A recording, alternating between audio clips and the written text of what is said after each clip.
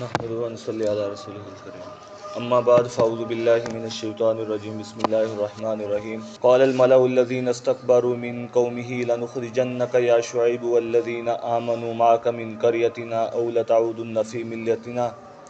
آج 9واں روزہ ہے تو 9ویں پارے کا مختصر خلاصہ۔ قوم شعیب علیہ السلام کی قوم کا تذکرہ کہ شعیب علیہ السلام نے جب ان کو دین کی دعوت دی تو قوم کہنے لگی شعیب علیہ السلام کو کہ اگر آپ جو ہے ہمیں دین کی دعوت دینے سے نہ رکے تو ہم آپ کو اپنی بستی سے نکال دیں گے یا آپ کو تنگ کریں گے یہاں تک کہ آپ ہماری ملت کی طرف لوٹ آئیں۔ تو اس پر شعیب علیہ السلام نے فوراً آگے سے کہا،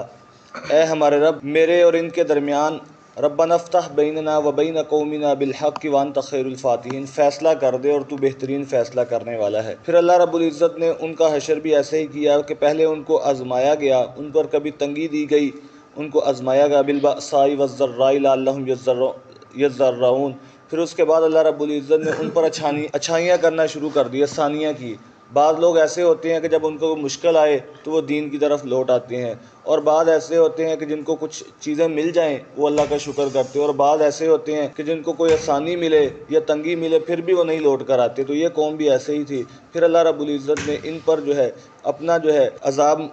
عذاب آیا اور ان کو تباہ و برباد کر دیا گیا۔ اور آگے فرمایا کہ اگر یہ بستیاں والے اگر ایمان لاتے واتقوا اور تقوی اختیار کرتے لفتحنا علیہم برکات من السماء والارض، تو ہم ان پر آسمان اور زمین کی برکتیں کھول دیتے۔ اور آگے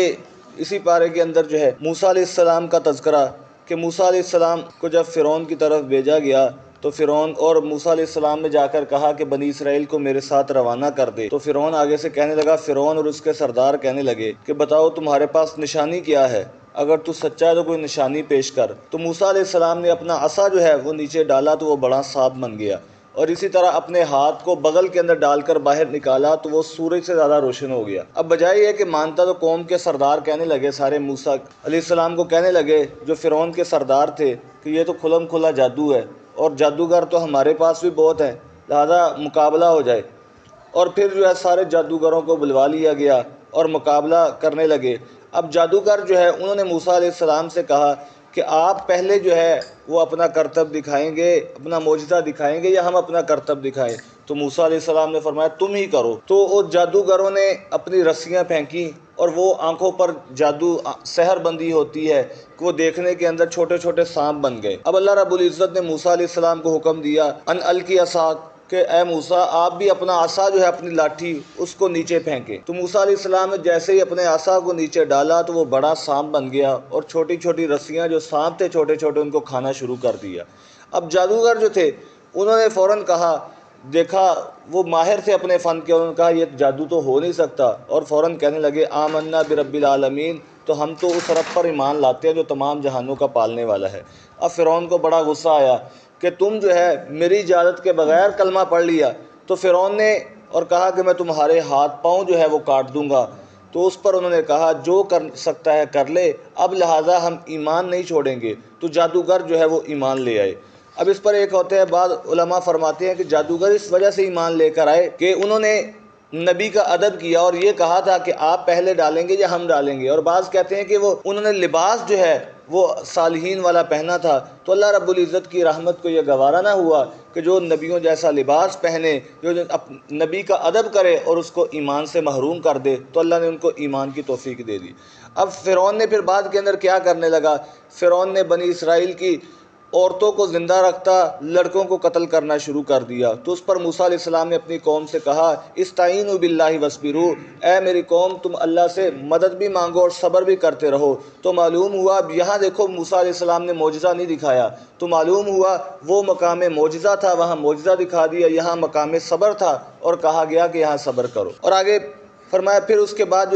بنی اسرائیل والوں کو بھی آزمایا گیا، پھر بنی اسرائیل پر بہت ساری نعمتیں بھی کی۔ بنی اسرائیل موسیٰ علیہ السلام ان کو لے کر چل پڑے اور دریا پار کیا۔ اب فرعون کے حواری تھے وہ پیچھے چل پڑے، فرعون کے ماننے والے وہ پیچھے آئے اور انہوں نے پیچھا کرنے کی کوشش کی، تو اللہ رب العزت نے موسیٰ علیہ السلام کو اور ان کے ماننے والے بنی اسرائیل کو نجات دے دی اور باقی سب کو پانی کے اندر غرق کر دیا۔ اب پانی کے اندر غرق کر دیا، اس کے بعد اب اللہ رب العزت نے چند احسان بنی اسرائیل پر یہ یاد دلائے کہ ہم نے تم کو فرعون سے نجات دی جو تم کو بڑا سخت عذاب دیتے تھے اور تمہارے لڑکوں کو قتل کرتے تھے، عورتوں کو زندہ رکھتے تھے، تمہارے لیے آزمائش تھی۔ پھر اس کے بعد موسیٰ علیہ السلام جو ہے اللہ رب العزت سے ملاقات کے لیے، ہم کلام ہونے کے لیے طور پہاڑ پر چلے گئے اور 30 دن پہلے گئے، پھر اس کے بعد 10 دن مزید جو ہے وہ گئے، گویا 40 راتیں جو ہے اپنے رب کی عبادت کرتے رہے۔ تو اللہ رب العزت نے تورات عطا کی، تو وہاں موسیٰ علیہ السلام نے اپنے رب سے کہا ربی ارینی انظر الیک، اے اللہ میں آپ کو دیکھنا چاہتا ہوں۔ تو اللہ نے فرمایا لن ترانی، ہے موسیٰ نہیں دیکھ سکتا، اگر دیکھو اگر یہ پہاڑ جو ہے اس پر میں اپنے نور کی تھوڑی سی تجلی ڈالتا ہوں، اگر یہ پہاڑ اپنی جگہ پر قائم رہا تو تم مجھے دیکھ لو گے۔ تو اللہ نے اپنے نور کی تجلی ڈالی تو پہاڑ جو ہے وہ سارا کا سارا ریزہ ریزہ ہو گیا۔ پھر اس کے بعد جو ہے موسیٰ علیہ السلام جیسے ہی یہ لے کر آئے، اور ادھر جو ہے جس قوم کے پاس یہ گئے تھے بنی اسرائیل والے، تو وہاں کے لوگ جو ہے وہ بتوں کے پجاری تھے، تو وہ کہنے لگے کہ ہمارے لیے بھی کوئی خدا بناؤ۔ تو موسیٰ علیہ السلام نے اپنے بھائی جو ہے حضرت ہارون کے حوالے قوم کو کر کے گئے تھے، ہمارے لیے بھی کوئی خدا بناؤ۔ تو اس پر انہوں نے بڑا منع کیا ایسا نہ کرو، لیکن انہوں نے بچھڑے کا ایک خدا بنا لیا، بچھڑے کو ایک بچڑا بنایا اور کہنا شروع کر دیا یہ ہمارا خدا ہے۔ ایک ان میں سے ایک جادوگر تھا جس کا نام تھا سامری، اور اس نے کچھ جو ہے تاریں جو ہے لوہے کی وہ باندھی ہوئی، وہ ہوا جب چلتی تو وہ آپس کے اندر ٹکراتی، آواز پیدا ہوتی، تو کہنے لگے یہ ہمارا خدا ہے۔ یہ قوم اتنی جو ہے وہ جاہل تھی، وہ اس کی طرف لگ گئی کہ یہ ہمارا خدا ہوگا۔ اس سے ایک بات یہ معلوم ہوتی ہے کہ انہوں نے دیکھا، ماحول سے متاثر ہوئے، ماحول دیکھا کہ وہاں لوگ بتوں کے پجاری تھے، تو انہوں نے بھی بتوں کی پوجا کرنی شروع کر دی۔ پھر موسیٰ علیہ السلام جیسے ہی آئے تورات لے کر اور دیکھا یہ قوم کی حالت جو ہے، تو موسیٰ علیہ السلام بڑے جو ہے وہ غصے کے اندر آئے، اپنے بھائی کو بھی کہنے لگے کہ ان کے بھائی کہنے لگے میں نے ان کو بڑا سمجھایا لیکن یہ قوم نہ مانی۔ پھر اس کے بعد جو ہے تو اللہ رب العزت نے ان پر بڑی جو ہے وہ نعمتیں کی، لیکن اس کے باوجود یہ نہ مانی، تو پھر ان کا حشر جو ہے ان کے لیے منت سلوہ بھی اتارا گیا اور ان کے لیے بڑی چیزیں جو ہے، لیکن یہ قوم جو ہے ایسی تھی کہ یہ سرکشی کے اندر بڑھتی ہی رہی۔ اور آگے فرمایا وقت پھر موسیٰ علیہ السلام نے ان میں سے جنہوں نے توبہ کر لی ان کے لیے دعا کی، اے ہمارے رب جو ہے ہمیں دنیا بھی اچھی کر دے، وفی الآخرتی، اور آخرت بھی اچھی کر دے، انا ہدنا الیک، ہم تیری ہی طرف جو ہے وہ لوٹتے ہیں۔ تو اللہ رب العزت نے فرمایا کہ میں ان لوگوں کو یقینی طور پر جو ہے فرمایا کہ ان لوگوں کو یقینی طور پر جو میرے نبی امی کی اتباع کرنے والے ہیں، اور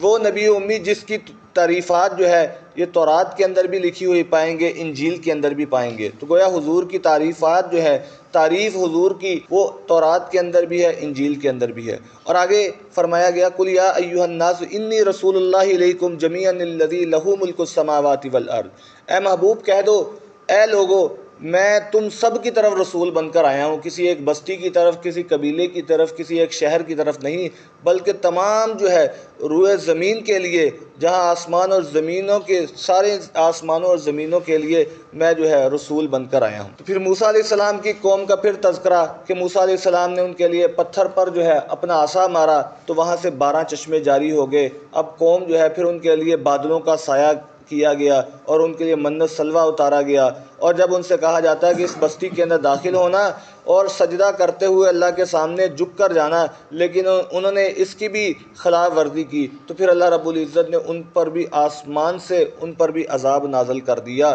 اور ان پر عذاب اتارا۔ اس کے بعد جو ہے حضرت آدم علیہ السلام کا تذکرہ کہ اللہ رب العزت نے عالم ارواح کے اندر جو ہے ایک وعدہ لیا تھا،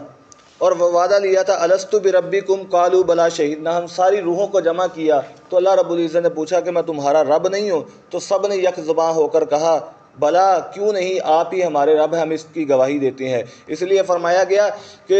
کل مولود یولد علی فطرۃ، کہ ہر بچہ جو ہے وہ فطرت اسلام پر پیدا ہوتا ہے، یعنی فطرت پر پیدا ہوتا ہے، پھر اس کے بعد اس کے ماں باپ یا تو اس کو یہودی بنا دیتے ہیں یا مجوسی بنا دیتے ہیں یا اس کو عیسائی بنا دیتے ہیں، اس لیے کہ عالم ارواح کے اندر ساری روحوں نے اقرار کیا تھا کہ آپ ہی ہمارے خدا ہیں۔ اور آگے پھر اللہ رب العزت نے فرمایا کہ وَلَقَدْ ذَرَأْنَا لِجَهَنَّمَ كَثِيرًا مِنَ الْجِنِّ وَالْإِنسِ، کہ جہنم کو بھی ہم نے بھرنا ہے جنوں اور انسانوں کے ساتھ جو ہے، اور ایسے لوگ ہوں گے کہ جن کے دل تو ہے لیکن وہ سمجھتے نہیں، اور ان کی آنکھیں ہیں دیکھتے نہیں، یعنی حق دیکھتے نہیں، اور ان کے کان تو ہے لیکن حق سنتے نہیں، یہ لوگ جانور ہے بلکہ جانوروں سے بھی بدتر ہے۔ تو معلوم ہوا جب انسان جو ہے اللہ کا اور رسول کا مطیع بنتا ہے، اللہ کا فرما بردار ہوتا ہے، تو وہ انسان جو ہے پھر اللہ کے بڑا قریب ہو جاتا ہے، فرشتوں سے بھی افضل ہو جاتا ہے۔ لیکن اگر انسان جو ہے بالکل حق کو تسلیم نہیں کرتا، کفر پر ڈٹا رہتا ہے، تو وہ پھر جانور کیا، جانوروں سے بھی بدتر ہے۔ پھر آگے فرمایا وَلِلَّهِ الْأَسْمَاءُ الْحُسْنَىٰ فَادْعُوهُ بِهَا،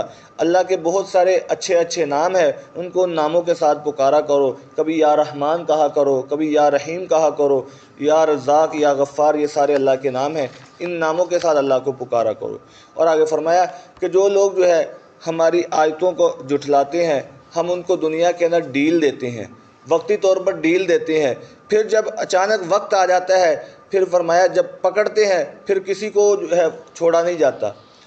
یہ آپ سے قیامت کے بارے میں سوال کرتے ہیں، قیامت کب آئے گی؟ آپ کہہ دو کہ اس کا علم تو میرے رب کے پاس ہے۔ اللہ نے اپنے محبوب کو علم بہت عطا کیا، لیکن عالم الغیب، ہر چیز کا علم جو ہے وہ اللہ کے پاس ہے۔ ہاں، غیب کی خبریں اللہ نے اپنے محبوب کو بہت ساری عطا کی، ان میں سے ایک قیامت کا علم۔ وہ لوگ پوچھتے بتاؤ قیامت کب آئے گی؟ جس طرح حدیث جبریل کے اندر بھی یسألونک عن الساعۃ، تو آپ نے فرمایا مل مسئول، میں جو ہے وہ تم سے زیادہ نہیں جانتا۔ پھر انہوں نے کہا کہ ہمیں جو ہے اخبرنی عن امارات، یا قیامت کی نشانیوں کے بارے میں بتائے، تو آپ نے فرمایا ان تلد الامۃ ربتہا، کہ اولاد کا حکم والدین پر چلے گا، اور تو دیکھے گا کہ ناچ گانا عام ہو جائے گا، کہ پاؤں سے ننگے اور سروں سے ننگے بڑی بڑی جو ہے عمارتیں بنانے کے اندر مقابلہ کرنے لگیں گے، تو سمجھو یہ قیامت قریب ہی ہے۔ اور آگے فرمایا اے محبوب آپ کہہ دو کہ میں اپنی ذات کے لیے بھی نفع نقصان کا مالک نہیں ہوں مگر جو اللہ چاہے، یعنی اللہ رب العزت جو نفع پہنچانا چاہے وہی نفع حاصل ہو سکتا ہے۔ اور فرمایا وَلَوْ كُنْتُ أَعْلَمُ الْغَيْبَ لَاسْتَكْثَرْتُ مِنَ الْخَيْرِ، اگر جو ہے میں غیب کو جاننے والا ہوتا تو میں خیر کو بہت سارا جمع کر لیتا، اور یعنی کوئی تکلیف نہ پہنچتی۔ تو معلوم ہوا کہ ہر چیز جو ہے وہ اللہ رب العزت کے پاس ہے۔ اور آگے فرمایا کہ ایسے جن کو تم اللہ کو چھوڑ کر جن کی تم عبادت کرتے ہو، معبود مانتے ہو، اور وہ لوگ جو ہے ان کے پاؤں بھی ہے وہ تمہاری طرح ہی چلتے ہیں، اور ان کے ہاتھ ہے جس کے ذریعے پکڑتے ہیں، اور ان کے آنکھیں ہیں جس کے ذریعے فرمایا کہ وہ دیکھتے ہیں۔ اور آگے فرمایا کہ جو لوگ جو ہے وہ تقوی اختیار کرتے ہیں، جب ان کو شیطان کی طرف سے کوئی تکلیف پہنچتی ہے تو وہ پھر بھی اپنے رب کو یاد کرتے ہیں۔ اور آگے اسی پارے کے آخر اسی پارے وَإِذَا قُرِئَ الْقُرْآنُ، جب قرآن پڑھا جائے فَاسْتَمِعُوا لَهُ وَأَنصِتُوا لَعَلَّكُمْ تُرْحَمُونَ، تو کان لگا کر سنو اور خاموش رہو تاکہ تم پر رحم کیا جائے۔ تو جب بھی قرآن پڑھا جاتا ہے تو اس کو توجہ کے ساتھ سننا بھی ہے اور خاموش بھی رہنا ہے۔ اور آگے سورۃ الانفال جو ہے، اس صورت کے اندر جو ہے تذکرہ ہے ایمان والوں کی صفات بیان کی گئی کہ ایمان والے وہ ہیں کہ مومن وہ ہے جو اللہ کو یاد کرتے ہیں تو ان کے دل جو ہے دل نرم ہو جاتے ہیں، اور جب بھی قرآن پاک کی تلاوت کی جاتی ہے تو ان کا ایمان اور زیادہ ہو جاتا ہے۔ اور تیسرا فرمایا کہ وہ نماز کو قائم کرنے والے، اپنے رب پر بھروسہ کرنے والے ہیں، زکوٰۃ جو ہم نے ان کو مال دیا اس میں سے خرچ کرنے والے ہیں۔ اولئک ھم المؤمنون حقا، یہی پکے مومن ہیں، سچے مومن کی یہ نشانی ہے۔ تین کا تعلق جو ہے وہ دل کے ساتھ ہے، ایک تو یہ ہے ایمان لاتے ہیں، دوسرا جب قرآن پڑھا جاتا ہے ان کا ایمان زیادہ ہو جاتا ہے، اور تیسرا اپنے رب پر بھروسہ کرتے ہیں۔ ایک کا تعلق انسان کے مال کے ساتھ ہے کہ جب جو ہم نے رزق دیا اس کو خرچ کرتے ہیں، اور ایک کا تعلق انسان کے بدن کے ساتھ ہے کہ وہ نماز ادا کرتے ہیں۔ اور آگے غزوہ بدر کا تذکرہ ہے کہ بعض جو ہے مسلمانوں کا یہ خواہش تھی کہ ہم جو ہے ابو سفیان کا جو لشکر جو ہے مال لے کر آ رہا ہے تجارت کا، ہم جو ہے اس پر ان کے ساتھ مقابلہ کریں، ابو جہل کے لشکر کے ساتھ نہ۔ لیکن اللہ رب العزت نے فرمایا اللہ نے یہ اس لیے کیا تاکہ اللہ حق کو سچا ثابت کر دے اور باطل کو مٹا دے، اور باطل ہی مٹنے والا ہے۔ اور آگے پھر فرمایا کہ اللہ رب العزت نے تمہاری مدد کی فرشتوں کے ساتھ، کہ فرشتے جو ہے غزوہ بدر کے اندر 313 مسلمان تھے اور ان کے پاس کوئی ساز و سامان نہیں، اور کافروں کا 1000 کا لشکر، بڑا ساز و سامان، لیکن اس کے باوجود بھی ایمان والوں کو فتح عطا کر دی۔ اور بدر کے میدان کے اندر پھر یہ ہوا کہ کافروں نے آ کر اچھی جگہ پر قبضہ کر لیا، پھر اللہ رب العزت نے ایمان والوں کے لیے پانی جو ہے بارش برسائی، اور جس پر انہوں نے پانی جو ہے اس اپنی تمام ضرورتوں کو پورا کر لیا، طبی اور شرعی ضرورتوں کو پورا کر لیا۔ طبی ضرورت سے مراد جو ہے وہ پانی کا پینا ہے، اور شرعی ضرورت سے مراد وضو کرنا ہے۔ اور آگے پھر کافروں کے بارے میں یہ بھی کہا گیا فَضْرِبُوا فَوْقَ الْأَعْنَاقِ وَاضْرِبُوا مِنْهُمْ كُلَّ بَنَانٍ، کہ جو لوگ جو ہے ایمان والوں کو تکلیف پہنچاتے ہیں مقابلے کے لیے آگے، تو پھر ان کی گردنوں کو بھی توڑ دو اور ان کے جوڑوں کو توڑو، ان کے جوڑوں کو مارو۔ اور پھر بدر کے میدان کے اندر جو ہے حضور صلی اللہ علیہ وسلم نے اپنی مٹھی کے اندر ریت لی، تو اللہ نے فرمایا وما رمیت اذ رمیت ولکن اللہ رما، اے محبوب وہ آپ نے نہیں بلکہ اللہ رب العزت نے وہ ریت جو ہے سب کی آنکھوں تک پہنچا دی۔ اور آگے فرمایا اے ایمان والو تم اللہ کی اطاعت کرو اور اس کے رسول کی اطاعت کرو، اللہ اور اس کے رسول کی اطاعت کرو۔ اور آگے فرمایا جب بھی اللہ اور اس کے رسول تمہیں کسی کام کے لیے بلائے تو فوراً جو ہے اس بات کو قبول کر لو، جواب دو۔ اور آگے فرمایا تم ڈرو اس آزمائش سے جو صرف جو ہے ظالموں کے لیے خاص نہیں ہوگی، یعنی سارے، بعض دفعہ اگر کوئی آزمائش آ جاتی ہے وہ صرف یہ نہیں ہے کہ کافروں پر ہی آئے گی، جو نافرمان ان پر ہی آئے گی، بلکہ ایمان والوں پر بھی آتی ہے۔ مثال کے طور پر کسی جگہ پر اگر نافرمانیاں زیادہ ہوتی ہوں گی، اللہ کا کوئی عذاب آ گیا، زلزلہ آ گیا، تو اب یہ نہیں ہے کہ وہ کافروں پر ہی آئے گا یا نافرمانوں پر، تو اس سے ایمان والوں کا بھی نقصان ہوتا ہے، لیکن آخرت کے اندر ان کو بدلہ ملے گا۔ اور آگے فرمایا تم تذکرہ کرو جب تم کم تھے، لیکن اللہ رب العزت نے پھر بھی جو ہے تم کو زیادہ عطا کر دیا، تم کو فتح عطا کر دی۔ اے ایمان والو اگر تم اپنے رب سے ڈرو گے تو تمہیں جو ہے، اور آگے فرمایا جب یہ کافر تدبیریں کر رہے تھے، اپنی چالیں چل رہے تھے، اور اللہ رب العزت بہترین تدبیر کرنے والے ہیں، تو اللہ رب العزت نے ان کی ساری تدبیروں کو خاک کے اندر ملا دیا۔ اور یہی کافر جو ہے کہتے تھے اے اللہ اگر یہ سچ ہے تو ہم پر پھر آسمان سے پتھروں کی بارش برسا۔ تو اللہ رب العزت نے فرمایا کہ اے محبوب ان پر عذاب اس لیے نہیں آتا جب تک آپ